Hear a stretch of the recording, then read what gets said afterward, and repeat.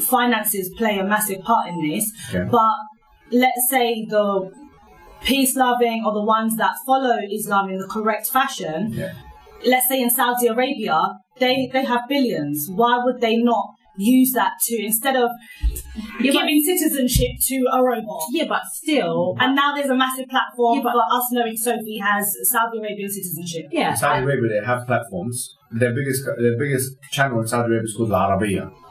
And it's almost, you could say, a liberal channel. It's a liberal channel in the sense that it promotes, you could argue, a Western liberal narrative. So it's ironic in a sense that the biggest channels in the Muslim world are promoting the same things that the Western world itself is promoting. Yeah. And that's due to the ties of money, oil. Possibly, it could be, but do you know what? It's due to, I think, a post-colonial reality. Now, Saudi Arabia itself, because you use it as an example, wasn't colonized by the British, but the majority of countries in North Africa, including where I'm originally from, which is Egypt, were colonized by either Britain or France, So that mentality, and obviously the African countries themselves have the after effects of that post-colonial reality, which is why you'll find in a lot of our countries, I'm guessing African or Jamaican or like Caribbean, So, but you're originally African, let's say, That reality has spilled over to seeing things like, Fair and Lovely. Fair and Lovely is a white, is something that whitens your skin, basically.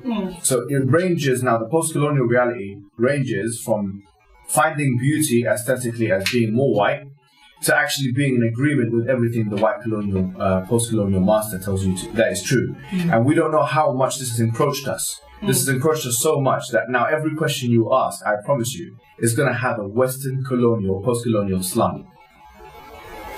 And that's to preempt what you're going to say. I would agree. I would agree, because even like before, before you came in, Lynn said that you were praying, and we both said like, why does it have? I think, like you said, how the Western media portrays it so is that everything it should be the way the white man says it is. Right. Okay, let's look at, because someone asked on the platform when I put you up. With regards to the Quran. Someone said you're smart, bro. Thank you. Tell him that. When a smart man finds out, when a smart man recognizes a smart man, that makes him smart. So tell him that you're smart too, Someone actually said that there's certain parts of the Quran, as well as the Bible, that are dated. So when I raised points surrounding violence, waging a holy war, jihad. So once again, the post-colonial slant starts, the Western narrative starts. I haven't got a problem with that, because it is important to address it. It's important to talk, as I said to you before, I'm going to be asking questions that people ask me as well. And for myself as well, I'm not practicing Muslim, so I just want to know, when looking at the Quran, how can you see what is metaphorically maybe the case and what is not metaphorically the case? There you go. Okay, chapter 3 verse 7, it tells you exactly that. It says, منه آيات محكمات هن أم الكتاب وأخر متشابهات. So it says that this book has in it verses which are basically ambiguous and other verses which are foundational. Yeah, but how are you supposed to know? So basically, if I'm a Muslim and I'm reading the Quran, how am I supposed to know which ones are ambiguous? That is a good question. So the answer to that question is that those verses which speak in a way which can only be interpreted in one way, are the foundational verses. For example, chapter 112, verse 1 to 4. قُلْ هُوَ اللَّهُ أَحَدٌ. Say He's Allah, or God, one and only. So we believe in only one God. There's no Muslim that's going to come out and say, no, we believe in two gods or three. As a Christian might say, no, we believe in the Trinity, 3 in 1, 1, 3. We don't have that. We don't have that confusion. So we say, قُلْ هُوَ اللَّهُ أَحَدٌ is a foundational verse. No one can come about and say, look, hold on, you don't believe in قُلْ هُوَ اللَّهُ أَحَدٌ, or we have a different interpretation. No one in the history of Islam has ever said that. So that's a foundational verse. That's not a metaphoric verse and cannot be subject to a plethora of different interpretations. But then I think you're coming from a place of being educated, because there's many people that I feel, whether that be in rural places of the Middle East or even here where they're looking for belonging and they attach themselves to certain groups, how you eloquently explain that, how would they know that? For example, someone's messaged me saying in the Quran it says, and kill them wherever you find them and turn them out from where they have turned you out. Okay, that's good. So let me quickly answer both questions. Okay. What you've posited in the first instance is called an argument from ignorance. It's a fallacy in logic. Okay. So if you don't know something exists, it doesn't mean it's false. So if I say, okay, this person doesn't know it, therefore it must be false, that's called an argument from ignorance. If I say, as was the case, that Neptune doesn't exist because I can't see it, they couldn't see Neptune at one point. Yeah, and they had to kind of find Neptune, the planet Neptune. They had to track it based on other planets. So it doesn't exist, therefore it doesn't exist. That's an argument from ignorance. So from a logical perspective, it doesn't carry any weight. People don't understand things, they have to get educated. Like Francis Bacon said, knowledge is power. It's not my problem if people are ignorant. But there is an excuse in Islam within that. Within Islamic discourse, like if someone's ignorant, God will take care of them in accordance with the knowledge that they know. Yeah, like in Christianity, it says like you will be treated on the basis of what light you know. Exactly, yeah. However, so let's look at, in the most basic way possible, you have young people that are seeing that many of their family members are being killed due to Western bombing, so on and so forth. And then whether it's an ignorant individual that starts a group and says, listen, the Quran justifies us going and killing these people that are killing. So let's address this, because now you've mentioned this right. So let me put this in the simplest way possible. Try and make it as simplified as possible. Layman's terms, yeah? Layman's terms. Okay, so the Quran has in it, like you just mentioned, chapter 9, verse 5. What you just mentioned before. Kill them. Do you know the Quran off by heart? Kind of. You can say that, right? So you just mentioned chapter 9, verse 5. Okay. Yeah. That's a problem, because why are you not mentioning chapter 9, verse 1, 2, 3, 4, Tell then me 5, what they are. and 6, then 7? Because that's called reading out of context. Yeah. Right. Mm-hmm. So chapter 9, verses 1 to 4 stipulates that there was some kind of agreement between the Muslims and, at that particular time, the pagan Arabs. They had made an agreement. What's the pagan Arab? Pagan Arabs are... Because how many people that listen... So at the time of the Prophet Muhammad, there were two camps. There were people that had just newly become Muslim, and people that stayed upon the religion of their forefathers and believed in a multiplicity of gods. Okay. So they believed in different statue gods that they used to worship. Yeah? So there was an agreement between those two camps. There was an agreement between the Muslims and the pagan Arabs. Now, the first verse of chapter 9, which is called Surah At-Tawbah in the Quran, says that they have these pagan Arabs have not the agreement has not been taken care of. In other words, they have betrayed the agreement. And then it continues talking about what you should do. It says find them or you kill them or you find them, etc. Talking about in the context of war, because now a war has been issued. Just like in any international relations scene, where you have a treaty that is signed. Where you can wage war. Yeah, we're talking about a treaty that is signed from an international relations perspective that now has been broken, and now one party has the right to offend itself. So, offend or defend itself on the offending party. Yeah. And here it's in chapter 2, verse 190. It says, وَقَاتِلُوا الَّذِينَ يُقَاتِلُونَكُمْ وَلَا تَعْتَدُوا إِنَّ اللَّهَ لَا يُحِبُّ الْمُعْتَدِينَ. That fight those people who fight you and don't go across the bounds, because God doesn't like those who go across the bounds. So does that still relate to today? Fight those people who fight you. Yeah, absolutely. It does. Of course. So basically, Islam is not a pacifistic religion. So we're not saying that, lay down and take rubbish. The idea of, sorry, but I'm going to put this in the crudest of terms, and no offense to any listeners, but the idea of slapping someone in the cheek and giving them the other cheek, we don't have that idea. We have, if someone slaps you in the cheek, you are allowed to slap them back on their cheek. Okay. You understand? So if someone attacks me on the road, I'm allowed to fight them. So then would you say, because a lot of... But basically it's all defense. So from an international relations perspective, if a country is being attacked, they must fight back. It's not about that they should fight back or they have the option of fighting. They actually have to, in Islam, to fight back. They have to. Oh, so you're saying that it's okay for them to defend themselves. To defend themselves. Yeah. So what's happening now with various groups? Well, so terrorism is basically... Because you're saying, sorry to interrupt, you said that everything that we think about is from a Western ideology. Yeah. However, Z and myself have spoken about this in the past, where on air, management. I'm not going to justify. Yeah. However, I can understand that if I see continuous bombing to my country, if that means a couple casualties here, I wouldn't see it from the outside as necessarily a bad thing. In a way, the West is asking for it to a degree. But is it justified then? Yeah, it's not justified. Because in the Quran it says... It's not justified. Look, in Surah Al-Ma'idah, chapter 5, verse 32, it says, إِنَّهُ مَنْ قَتَلَ نَفْسٍ, whoever kills one person, بِغَيْرِ نَفْسٍ, for not killing another person, أَوْ فَسَادٍ فِي الْأَرْضِ, or creating corruption in the land, فَكَأَنَّمَا قَتَلَ النَّاسَ جَمِيعًا. It's as if they've killed all of humanity. So killing one innocent person, whether they be Muslim or non-Muslim, is killing like the whole of humanity. That's a very famous verse in the Quran. The point being is this. But you just said defend. Yeah, you just said, no, you can't kill. Innocent. The difference is this. If a combatant attacks you, that is a combatant, someone who wants to fight you. Whereas if it's a non-combatant, someone who is an innocent person, the Prophet told us you're not allowed to kill categories of people. Of them are the non-combatant, women, children, even monks, priests. You're not allowed to cut down trees. Alright, so I'm going to ask a very stupid question now. Well, it's not stupid, but it's very... By the way, this is not something controversial. The only reason, and I'll tell you once again, the only reason why you're asking this question is actually, it's sad enough and funny enough. I'll tell you why it's sad and I'll tell you why it's funny. It's sad because actually the same reason you're asking it is because the same Western colonial person that really, let's say, the Western colonial master came into your parents' country, Yeah. And they did that because they justified cultural superiority. They said, we are culturally superior to your parents. Yeah. The African tribal religion and the African tribal systems are inferior systems, and therefore we have a culture which we need to give to these individuals, which is an important culture. Okay, the same reason now it's been moved from the colonial landscape to a post-colonial landscape.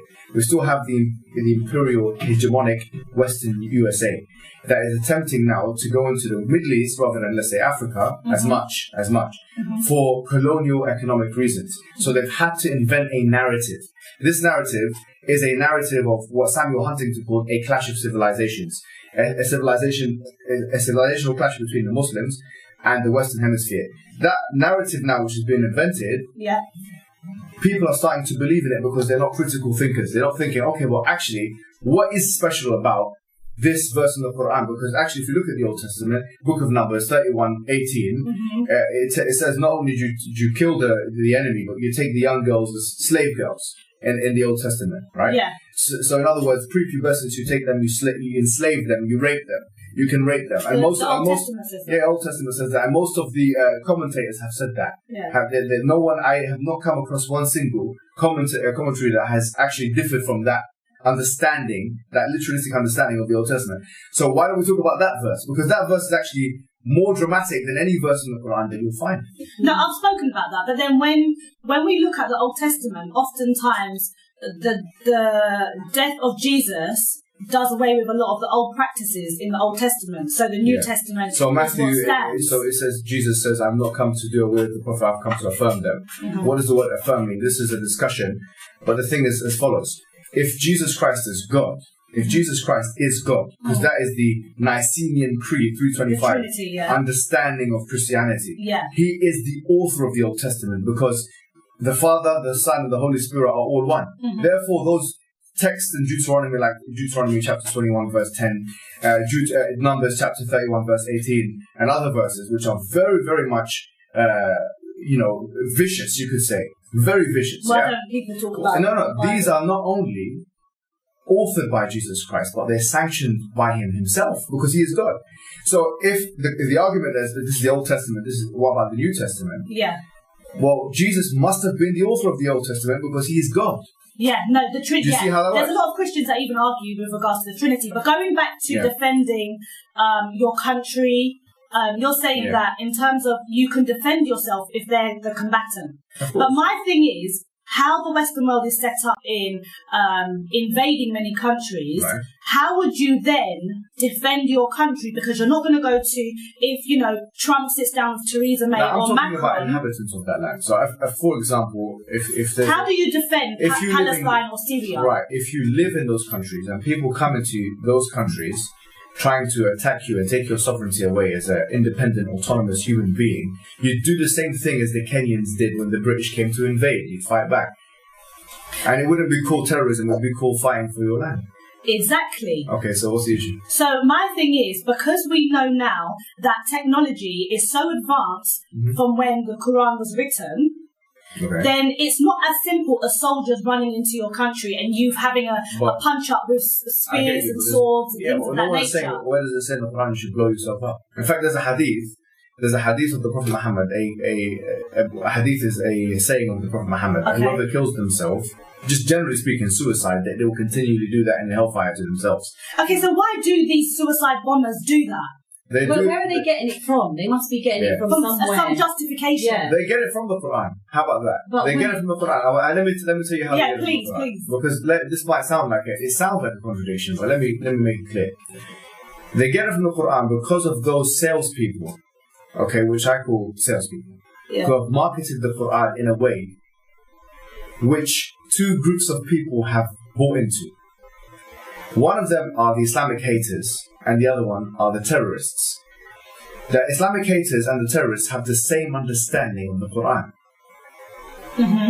Both of those have the understanding that actually those verses which are talking about war, and clearly in the context, as we've seen of Surah At-Tawbah chapter 9 verse 1 to 5, is talking about international relations, nations, treaties, etc. Those salespeople, which I call salespeople, they've been able to manipulate the text using hermeneutical gymnastics and exegesis. Can you tell me what the text is in English? So, there's so many verses. There are so many verses in that says you can blow yourself up. No, there's nothing in the Quran that says you can blow yourself up. No, I'm saying in the Quran there are verses that says you can fight the enemy. Okay. The enemy, who is the enemy? Now, basically what I'm saying to you is the Islamic haters and the terrorists have the same understanding of who the enemy is. Okay. Who is actually any civilian. Any civilian. Why are they the enemy? The way they justify it is as follows. They say they've got democracy, and people, the general populace, they actually endorse the leaders. This is the way many of the salespeople they actually pitch it. They say that they endorse their leaders. Therefore, they are responsible for what their leaders, from a foreign policy perspective, say and do. So if their leaders, like in 2003, say, let's go to Iraq and kill 123,000 people, then they are responsible. That's how they justify it. So now they're able to shift the blame from the politician and the military complex to the general populace. And therefore, general populace blood becomes as, as easy to get as, for example, the military or the politician's blood. So all of them become the enemy, so to speak. We've got a few people that want to call in. You can call in because we have literally got half an hour left. 07951 497 878. You can call in. You can speak to Mohammed. He'll answer your questions. We've got one guy who's just like, you're so smart, outstanding. Tell him. He's going in. I think you're right. Well, so do you think that there should be a modern day writing of the Quran? Because like you said, that there's certain things that are taken out of context. See, I always say post-colonial mentality kicking in. But you see, okay, all the things that you said. Let me ask you a question. No, let me ask you about post-colonialism. Let me speak. Yeah. There's people that I meet, that when I speak to them about capitalism, communism, left, right, colonialism, they don't have the Scooby. They don't know what that is. It's not taught in the schools properly unless you want to study it in university. Okay. So when you have young, let's say, not even young, but when you have certain people that may go into prison and there's a brotherhood in prison that's going to protect them, they start reading the Quran. They don't have the ingenuity or the education behind it to be able to contextualize things. Okay, good. Then that's why I'm saying, should there be some sort of concordance or explanation next to these verses to state that this is what it actually means? However, if you read another verse, it can look like it's contradictory because... Okay, so you're talking about interpretation. Well, like how the Bible, sometimes the Bible has got the... But this is a lot of Muslims arguing with the Bible that there's too many versions. Right. So, exegesis is when scholars of the Quran or the Bible or any religious text They interpret it in accordance with language, the lens that they're meant to accord, what you call the hermeneutical approach. The hermeneutical approach? Yeah, it's called the hermeneutical approach. Okay. So they use different tools to access the religious text. That's done everywhere. That's done within Islam, Christianity, Judaism. To understand text. To understand text. So okay, individuals. Can you say it once more? It's called the hermeneutical approach. And people that are studying the Quran for the first time should look at this when studying. Absolutely, that's a good point. Exactly. So, in other words, when a young terrorist wannabe looks at the exegesis, and he realizes that the way he's interpreted the Quran is not in line with the classical interpretation from day one, from the first person to, according to my knowledge, to interpret the Quran in a full way is someone called Ibn Jarir al-Tabari in 310 AH. Then you have someone like Ibn Kathir, very famous tafsir or very famous exegesis that was written in 774 AH, and others like. For example, Asyuti, who wrote it in 991. Anyways, or 911, which is actually funny because it's like 911. But that's when he died. And the point being is that the stuff is there. The scholars have done the work. All that needs to happen is that the young people that are persuaded, by the terroristic narrative, which is actually in many ways similar to the anti-Islamic narrative or the same, they should look at those things before making a judgment. And when they look at it properly, they will then see that actually what they've understood the Quran to be is different. It's disjointed from the way the classical scholars from day one have ever seen the Quran. So how do you feel about this? Because we were just talking about it before, like this new trend of, it's cool to be Muslim. I know a lot of guys that they're Muslim, and then when it comes around to Ramadan, they're fasting, but they'll still be in the club, doing whatever. What do you think about this whole new wave of, it's cool to be a Muslim now? Well, I think it is cool to be a Muslim. Let's be honest about it. Look, Islam is as follows. Let me just, for people that don't know and hearing me talk a lot of nonsense, like talk a lot of big words. I'm not trying to pontificate. What do you do? What do you do? Sorry to interrupt. Sorry? What do you do? I'm a teacher. Okay, what do you teach? History. Oh. Okay, makes sense. All right. Yeah. Okay, so basically what I was going to say was that I was saying I don't want to pontificate in a sesquipedalian way, which means I don't want to try and just talk and use big words and people don't know what I'm talking about. Going back to basics, Islam generally just means submission to God. We believe that God created the universe, He's maintaining the universe, He's the sustainer of all things, and that He sent messengers of all time to respective peoples and localities, to respective civilizations, to tell them of the message of God, which is to worship God, to believe in Him, and to submit to His will. That He sent Abraham and Moses and Jesus and Prophet Muhammad at the end, and he's the final prophet. So that's foundationally what Islam is. And two things that Islam comes with is that message, which is a very basic premise. Believe in worship of one God, not three in one, not the Trinity. We disassociate ourselves from the Trinity. And not an atheistic, obviously, narrative.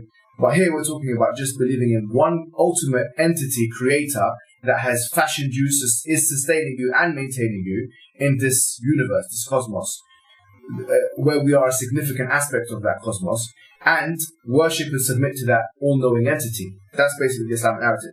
We believe we have evidences to prove that this narrative is true. So two things come hand in hand, the message and the evidence base.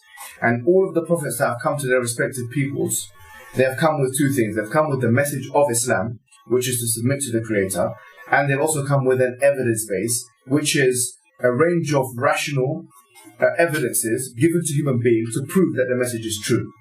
So Islam comes hand in hand, and some of those evidences are things like predictions of the future, things like the fact that the Quran, as you mentioned or alluded to before, is the only preserved ancient religious text. The things like the fact that you will not be able to find a contradiction in the Quran, the fact that the Quran is inimitable, in other words, it cannot be imitated, etc., etc. So from that perspective, we feel we have a rational, coherent worldview. We have a coherent epistemology and a coherent ontology. We don't need a Western post-colonial narrative to tell us basically what modernity should look like or what modernity is. It's easy for you to say, though, coming from the point of, like I said, an educated point, where there's many generations here that they are westernized. However you want to dress it up, that due to schooling, due to maybe the watering down of how... And by the way, I'm not against everything in the West. I'm just saying what I don't like... Yeah, our thought process, you're saying, is coming from a very Western you're stance. an African woman. Okay, well, whether you like it or not, you're an African woman. Okay. Your forefathers were Africans on the continent of Africa. Right? Your forefathers were Africans.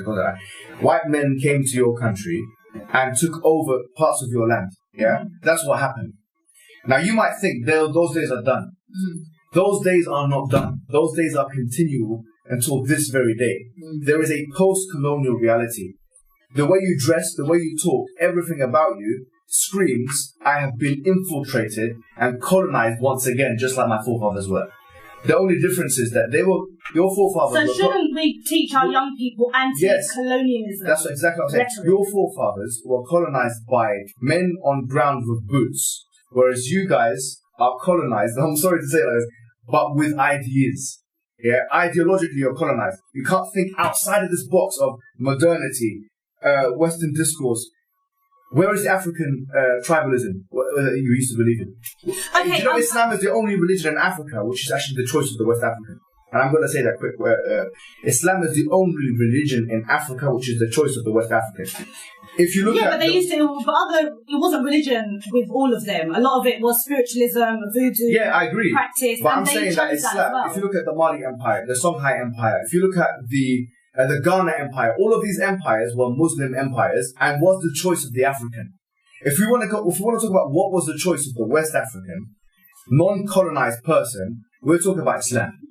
That's what we're talking about. Going back to what you said though, not Christianity. Christianity was forced by missionaries. Seeing as you're speaking on those things, let's set aside Islam for 1 second. Yeah. How do you teach young people coming up how to think void of Western I'm not saying that they should ideas. Western ideas are very valuable. I don't want anyone to say of like. But every single thing that I say, you're saying it's coming from a Western view. So my thing is, there's nothing wrong with that to a degree. Yeah. But it's important if you're saying that our forefathers are African, that we should be able to switch and think. I'm saying the truth is devoid of color. Like the truth is devoid of color, creed. What I'm saying is this: is that when we are told that the truth is the truth because the white man said so, the post-enlightenment experience says so, the post-colonial experience says so, that's when we have to take a step back and say, why is that the case? Why don't we do like what our forefathers did? Because our forefathers dared ask the question, why? That's what they did. Why do you think Mandela is Mandela? Why do you think Malcolm is Malcolm? Why do you think Martin is Martin? These 3 M's are the way they are because they asked why. And then they said no. When they realized that the answer was not satisfactory. They asked why, and then when they're not convinced with the answer, then they said no. That's what made these people successful. That's what we have to do. But what I'm not saying is let's throw the baby with the bathwater. I'm not saying let's take away, all of the Western accomplishment, because let's be frank, Western technological progress is better than the majority of the world. Western scientific progress is better than... but it's been taken, it's been inherited by the Arab tradition, or by the Chinese tradition, or by the African tradition, and it's been built upon, but we need that, we can take it. That's a good thing. There are lots of things like in the world that we live in, the Western world we live in, anti-racism, kind of the inclusivity, tolerance. I like that stuff. I'm not saying let's throw that part away. What I'm saying is that the narrative, the meta-narrative that the Western man has forced us to engage with, that we should question. We're still having people ask